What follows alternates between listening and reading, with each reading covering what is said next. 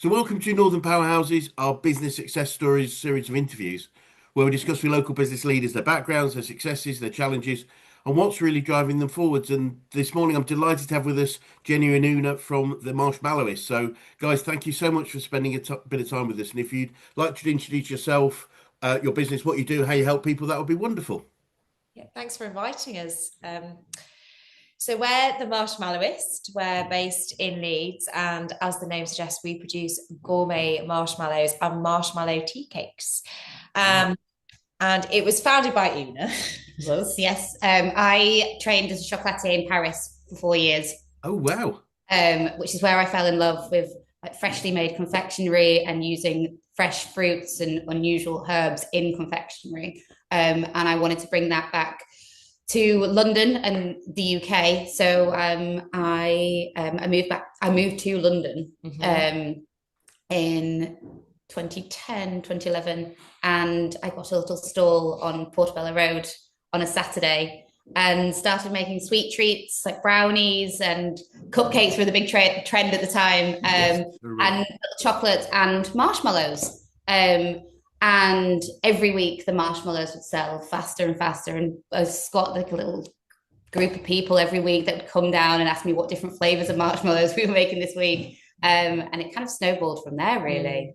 But it was so you were just doing it at the weekend. You were working as a she was working as a chocolatier Wow. for cocoa chocolates, and this was a weekend side hustle. It was to subsidize my cocktail. Yeah. She had a stall outside a bar. I think the profits went straight back into the bar. No harm in that. That works.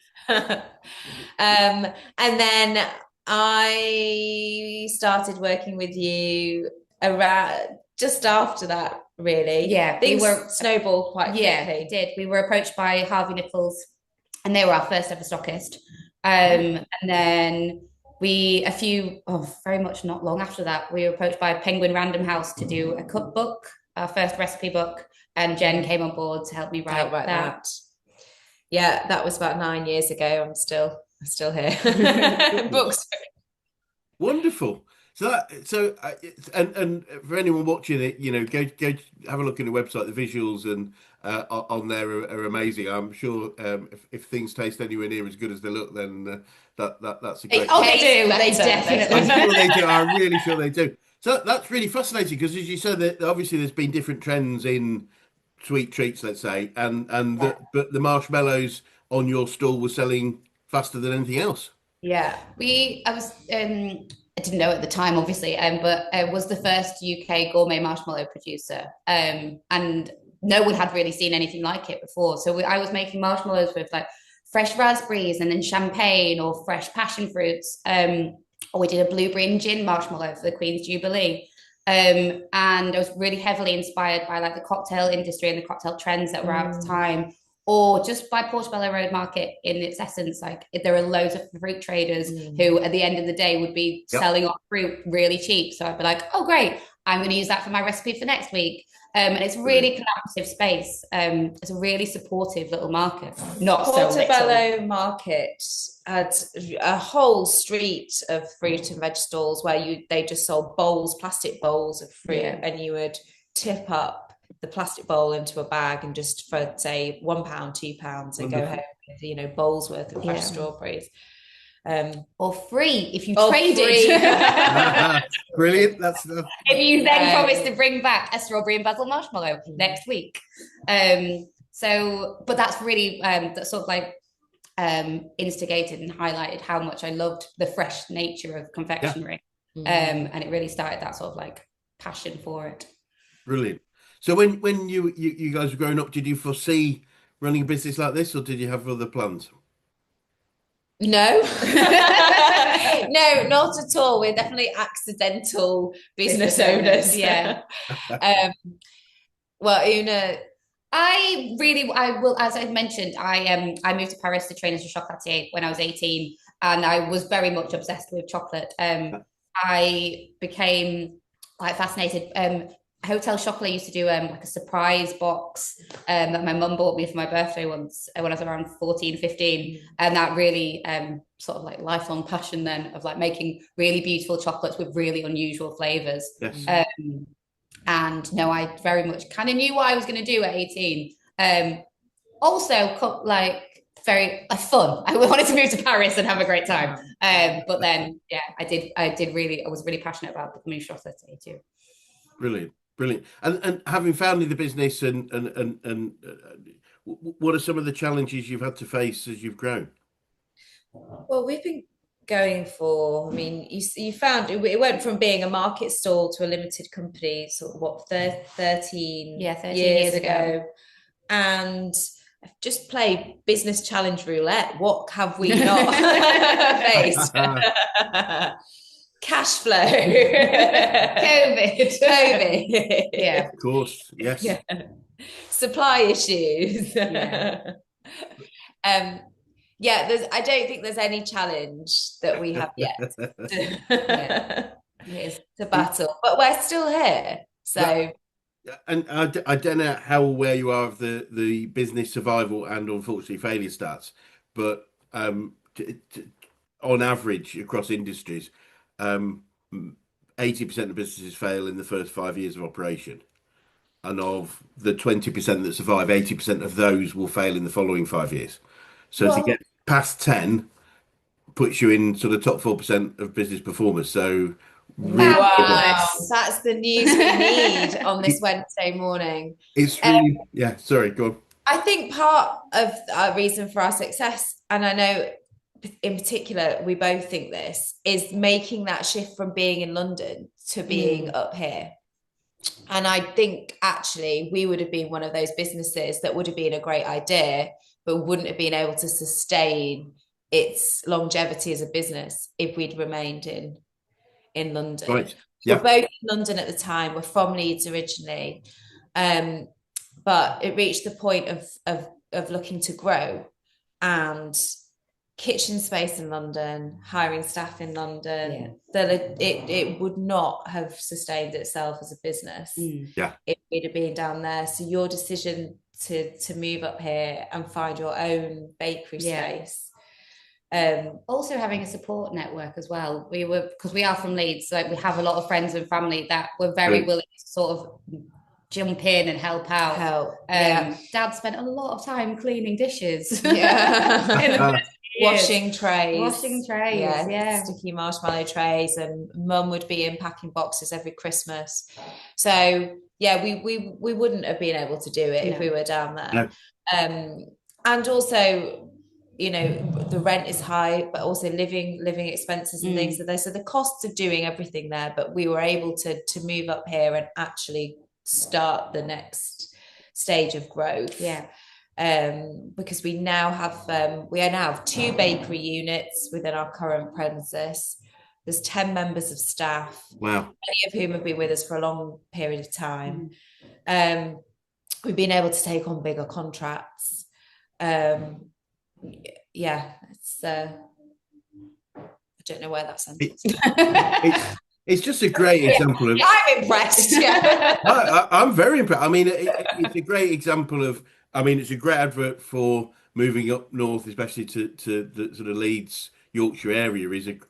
There's some amazing businesses going on around here. As you say, it's a lot more easy to found and grow a business up here, I think, than with all the additional overhead costs that you get down south. But absolutely. And you know, you said earlier, you know, your first retail client, you know, was a very significant brand name. As that's a big jump to go to from the get go, really.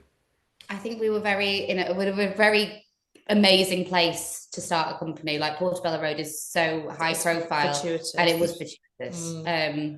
And to be honest, though, I don't think we would have started if we had started in Leeds. Like, we were lucky enough to get quite a lot of publicity quite quickly because we were in London. But that's also sustained, and that's different now, and that can be for various reasons. But you know, we're still getting that level of publicity, still having moved up. But the foundations of having being in the right place at the right time, I think really helped.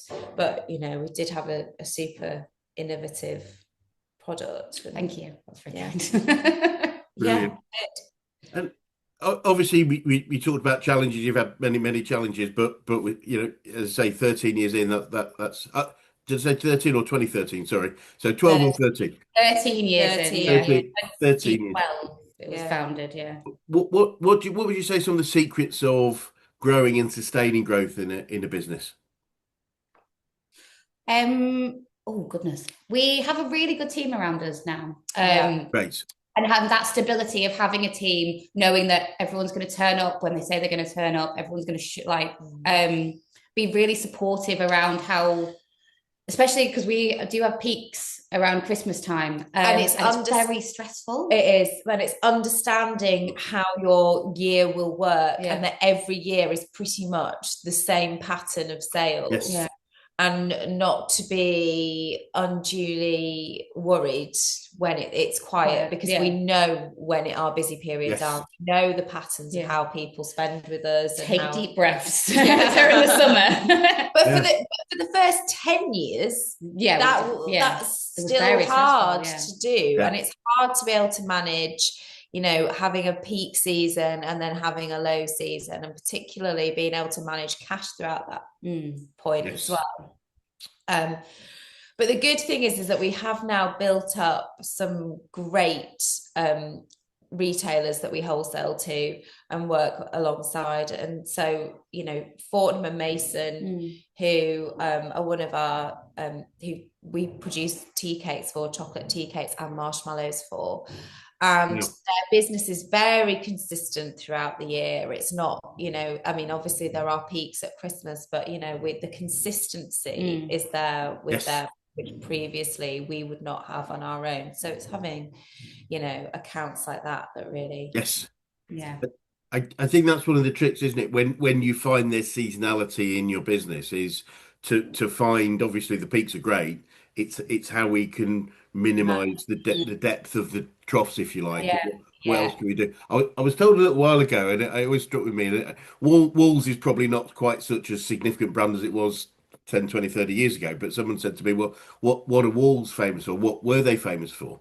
And for me, there was two things. It was sausages and ice cream, which are two things that are totally different. And you go, well, why would they do that? But the basically primarily ice cream in the summer and sausages in the winter.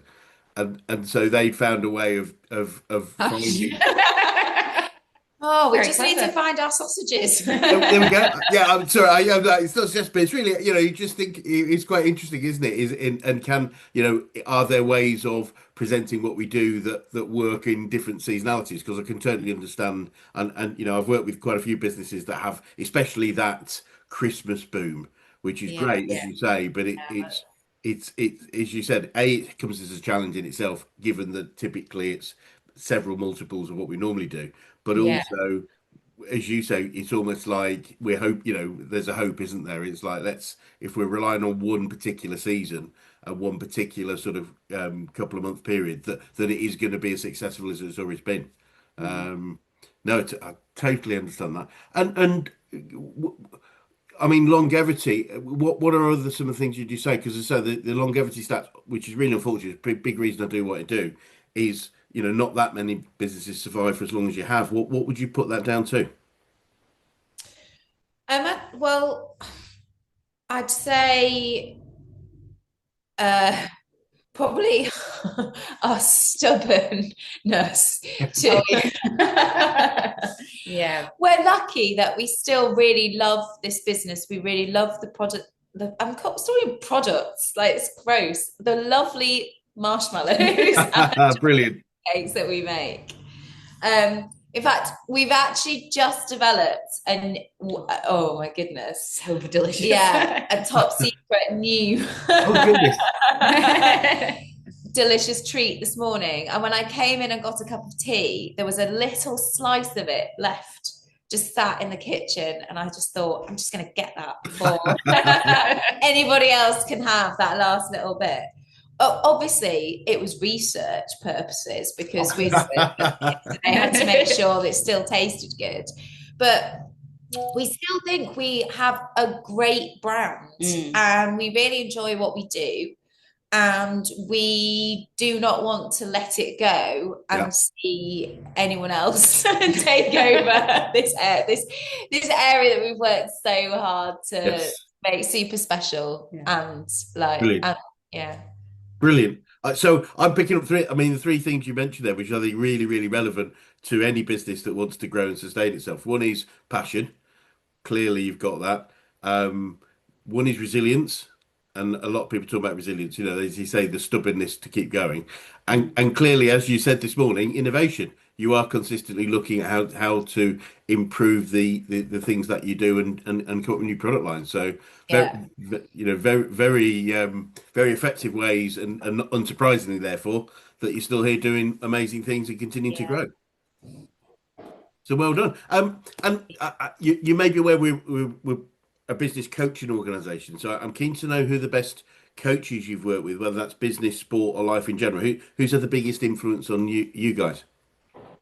We were discussing this earlier. We've actually got two women who we've worked with quite extensively over the past few years. Who have totally changed our mindset on how to run the company completely, and really reinforced how special the company is to us and how it should how we need to sort of nurture it properly.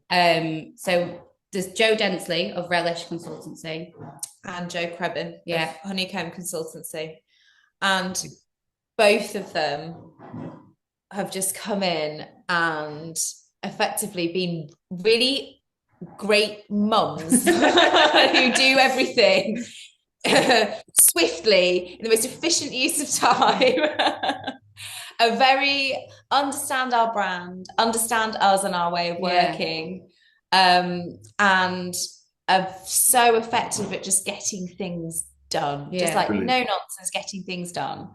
And I think we've responded really well to working with them. I think that's what the important thing about, we were saying this, the important thing about working with a business coach is that it's someone that you really want to do and achieve well for. And both of them, I think, have come in and been like nurturing, practical, but really efficient. They haven't sat and told us what their experience is and how great they are at, running this or that. They've just come in and given us really super simple, easy to follow steps on how to make quick, effective changes. And just and both of we're still working with Joe Crebin at the moment, and we're still in touch with Joe Densey, and she's still one of our customers, even though we actually haven't formally worked with her in about 5 years. But, so I think it's just getting the right fit, isn't it? And someone. I completely agree. I think obviously you're engaging often for experience and skill set, maybe systems and processes, but it's got to start with that human connection. If you're not going to get on with them, then if there isn't some form of match there, then it's going to be very difficult, because in many cases it's a long-term relationship, and therefore it's someone you've got to feel comfortable with working on a long-term basis. Brilliant. Oh, I'm so glad that you've been supported so well. And in terms of education, have you got any favorite books or podcasts that you read or listen to on a regular basis that you can recommend? If it's The Archer's Omnibus. Yes, that is our favourite podcast. Oh, wonderful. Oonagh and I are not so secret Archers. Mega fans.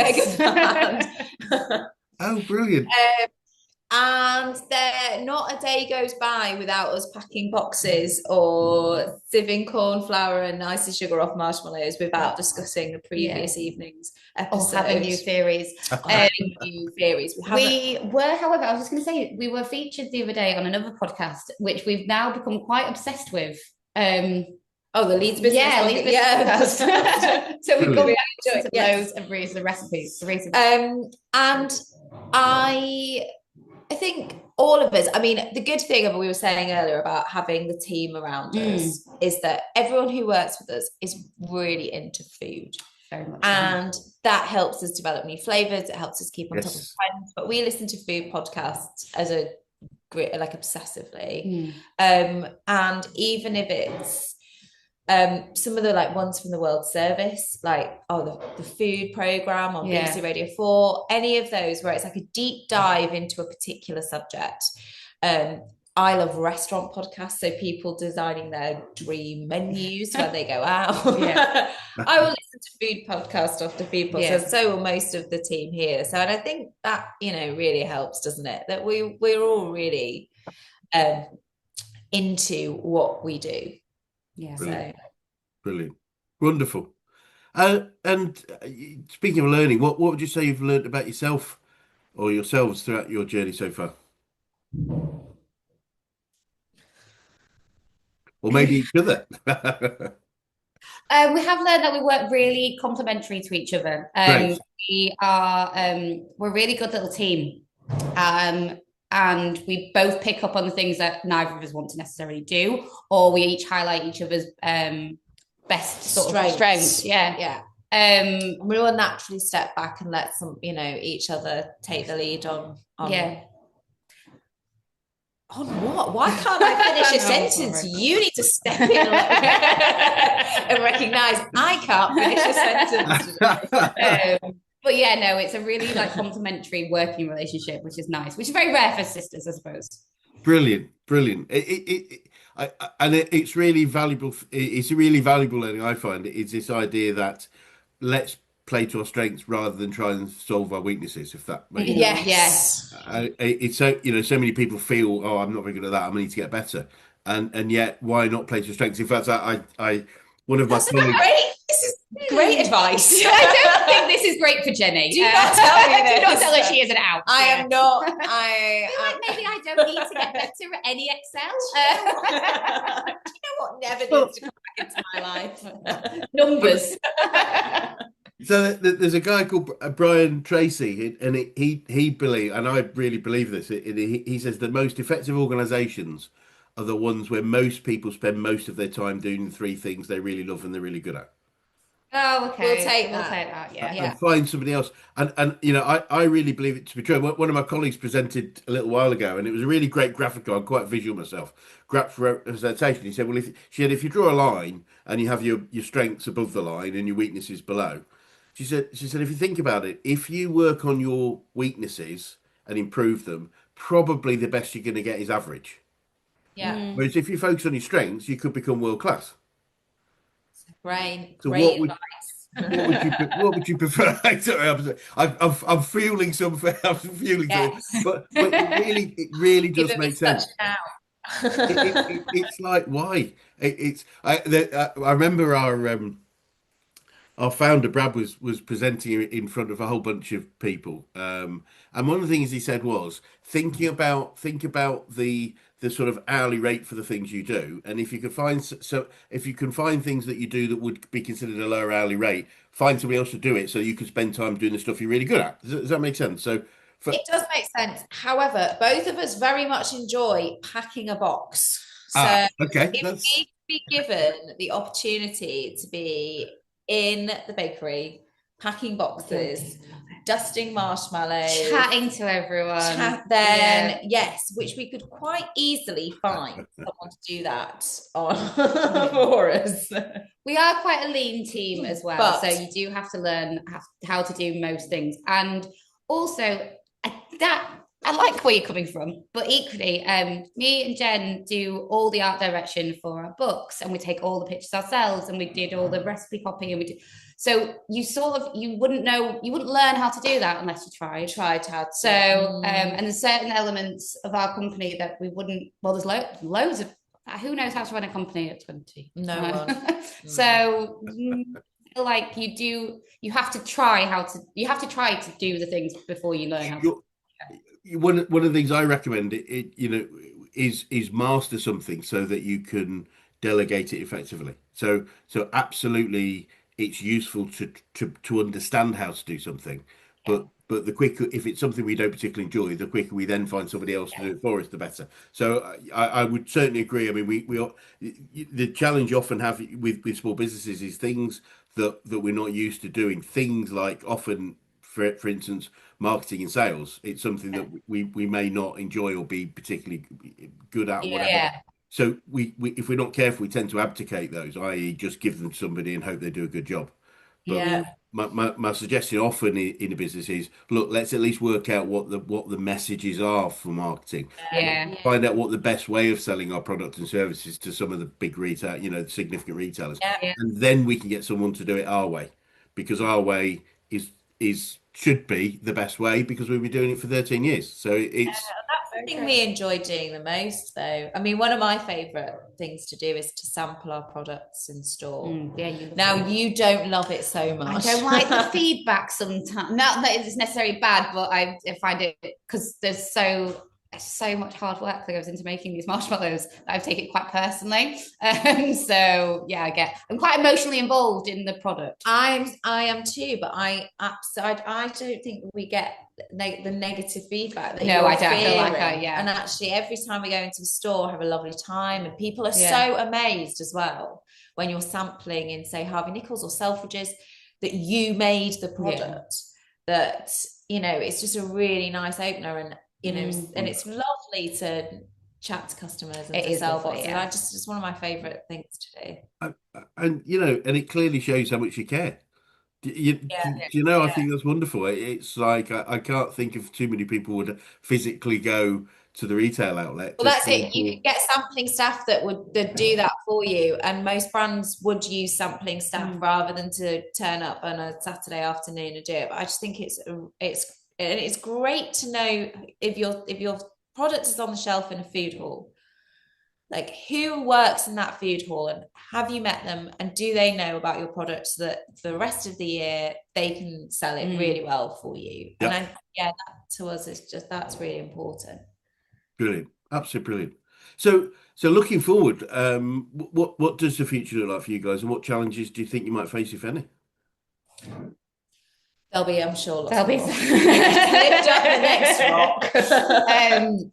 It would be it'd be really nice to still be here in the future. Like 13 years is a long time, but that doesn't mean that it won't be tricky going forward. The price of all our ingredients has increased exponentially in the past year.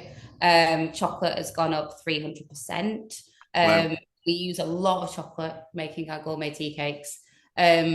So that's been really tricky, especially as we mentioned in our quieter periods during the summer months. It's like we have to buy a lot of product in and keep it in stock, and it's quite hard to navigate that with cash flow. So I think it's going to be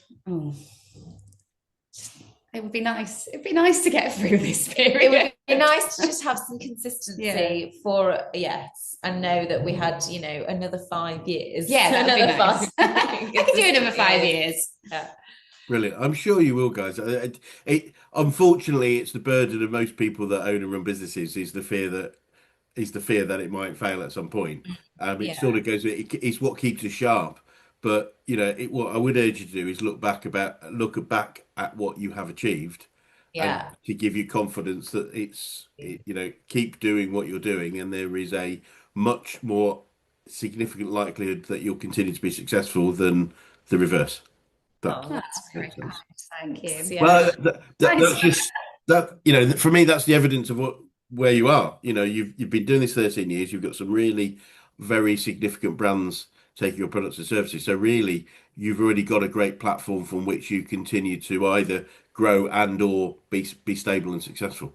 So it's I totally get it. It's so many people that I work with. We all have, and that's why only about 4% of the population own businesses, because it is understanding that nothing is permanent. And it's having to deal with that on a day-to-day basis, and that's almost like a character or identity trait as opposed to a skill or something. It's not something you learn; it's just something you deal with, isn't it? And so I totally laud everything you do. And I'm keen to know what you'd say to anyone that was thinking of going into business right now.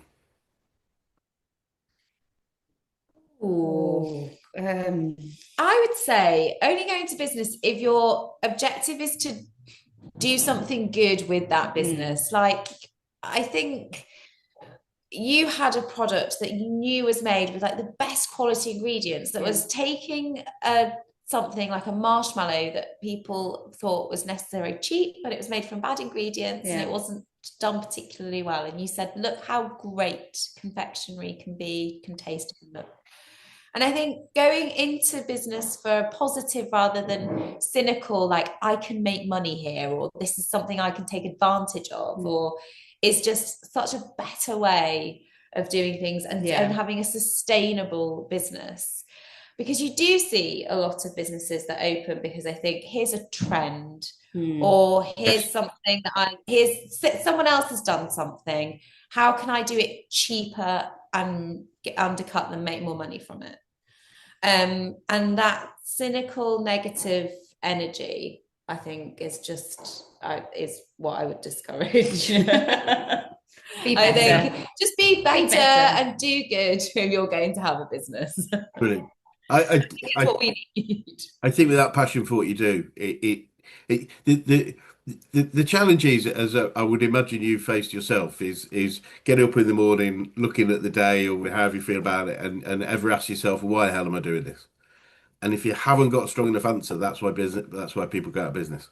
Yeah. Does that make sense? It's like So two things I was just, one is passion, which you guys clearly have for what you do. The other part to that, and I find it really important, is that we celebrate regularly on what we have achieved. Entrepreneurial people tend to spend more time thinking about what they haven't achieved yet. And that's fine. That's just sort of, let's go to the territory, but without looking back and going, you know what, we did really well there. We brought on these amazing brands. We've got these amazing new products. We look and celebrate it, because that's what builds resilience. So that when we do say, why am I doing this? Well, for that amazing experience we had when we were in the food hall sampling what we did, and everyone said how great it was.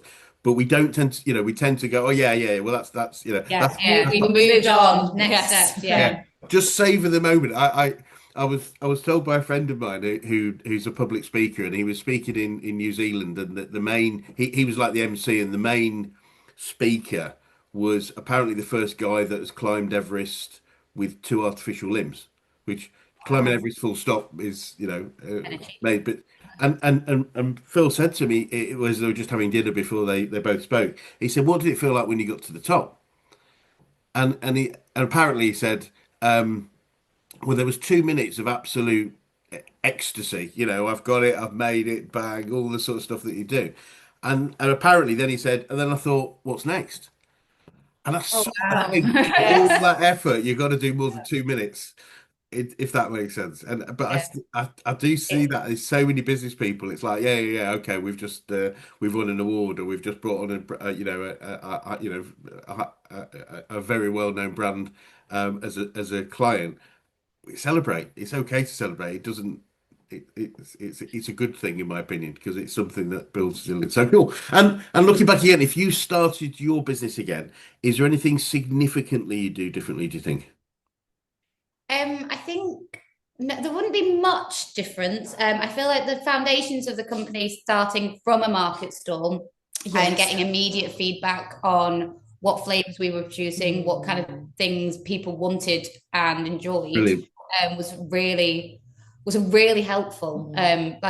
So when we first started, we would make flavors like strawberry and basil, or passionfruit and ginger, or raspberry and champagne, or blueberry and gin. And all these flavors attracted Harvey Nichols.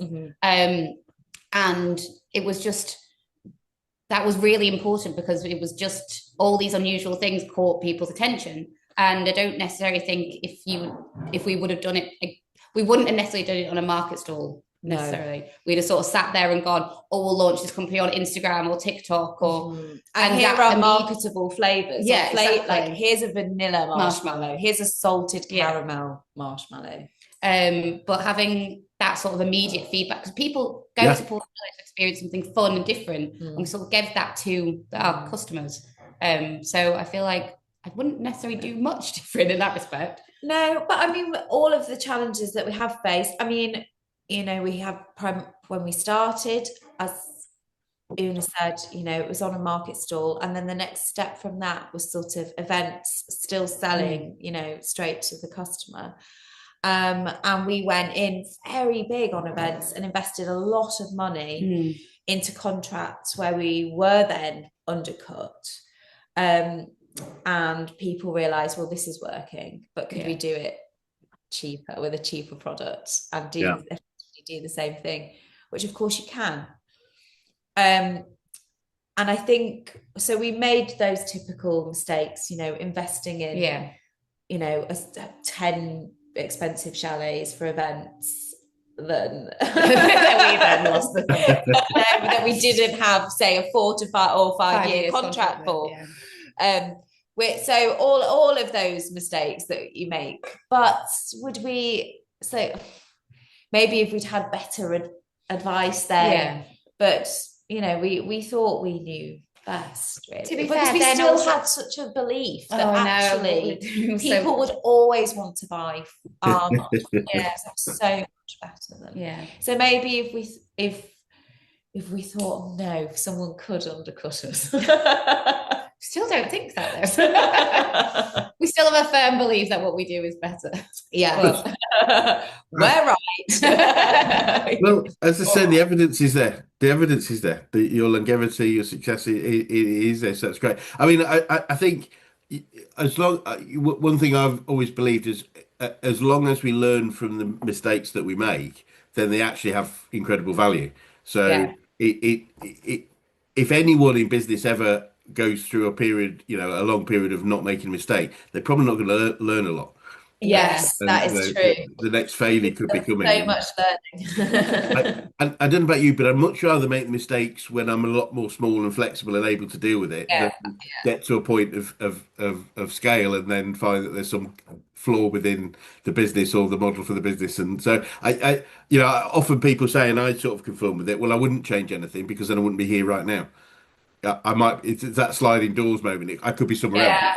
Might be better, might be worse. I don't know. But if I'm okay with where I am, then that's okay.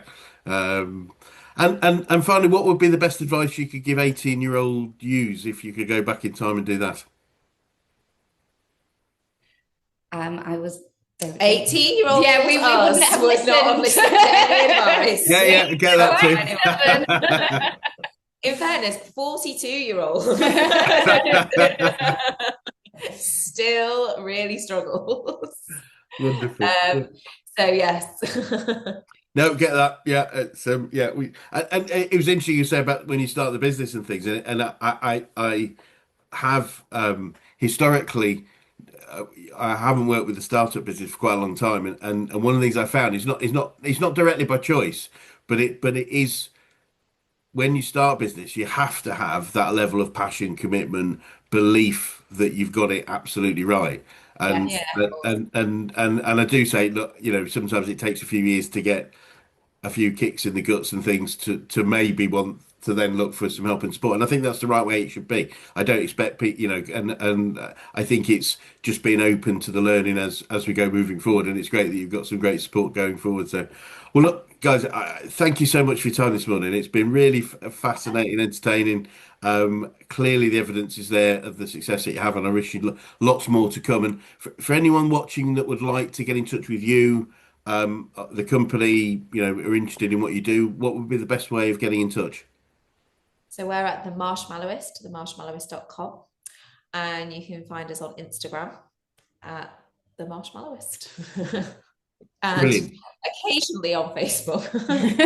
Definitely not on X.